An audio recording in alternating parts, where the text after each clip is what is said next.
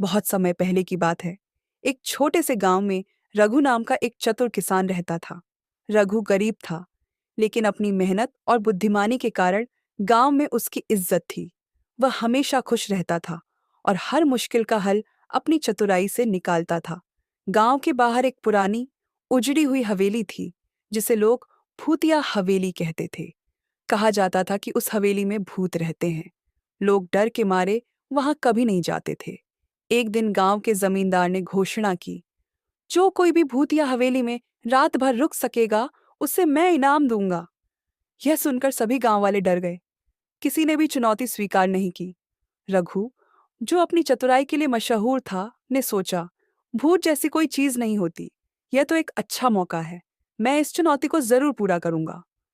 रघु ने अपनी तैयारी की। उसने एक लालटेन, कुछ खाना और लकड़ी की एक बड़ी छड़ी ली। गांव वालों ने उसे मना किया। रघु, मत जाओ, वहां से आज तक कोई जिंदा नहीं लौटा। रघु ने मुस्कुराते हुए कहा, भूत हो या ना हो, मैं डरने वालों में से नहीं हूं। शाम ढलने के बाद रघु भूतिया हवेली पहुंचा। हवेली पुरानी और डरावनी थी। खिड़कियां टूटी हुई थीं और दरवाजे चरमराते थे। हवेली के अंदर घना अंधेरा था। रघु ने अपने दिल को मजबूत किया और कहा, अगर भूत है तो मैं उससे मिलना चाहूंगा।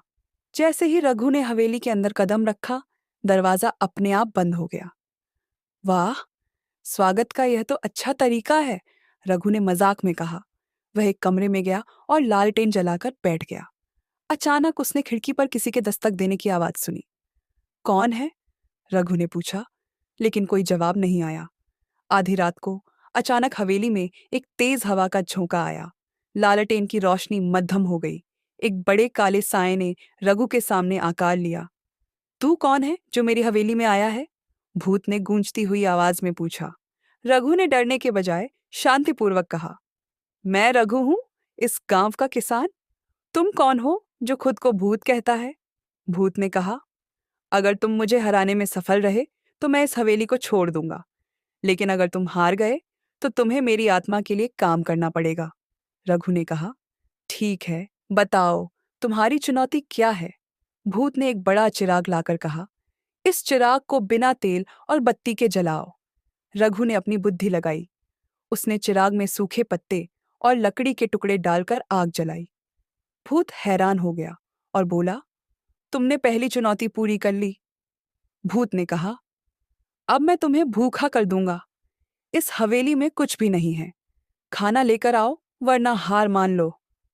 रघु ने अपनी चतुराई से अपनी पोटली में रखे खाने को बाहर निकाला और कहा, मैं पहले से ही तैयारी करके आया हूं। तुम्हारी यह चुनौती भी पूरी हो गई। भूत अब गुस्से में आ गया। उसने कहा, अब मैं तुम्हारे लिए ऐसा काम करूंगा जिससे तुम हार मान लो।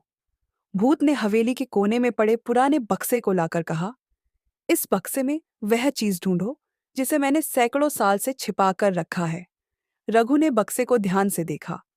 उसने भूत से कहा, तुमने इसे यहां सैकड़ों साल से रखा है, इसका मतलब है यह मेरे काम की चीज नहीं हो सकती।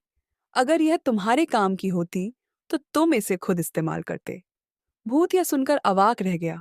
उसने स्वीकार किया कि रघु उसकी हर चुनौती में सफल हो गया है। भूत ने कहा, तुम सच में बहुत चतुर हो। मैं अब इस हवेली को छोड़ दूंगा, लेकिन मैं यहां इसलिए भटक रहा था क्योंकि मेरी आत्मा को शांति नहीं मिली थी। रघु ने भूत से उसकी पूरी कहानी सुनी और गांव वालों को बताया। गांव वालों ने भूत की आत्मा की शांति के लिए पूजा करवाई। भूत की आत्मा को शांति मिल गई और वह हमेशा के लिए गायब हो गया।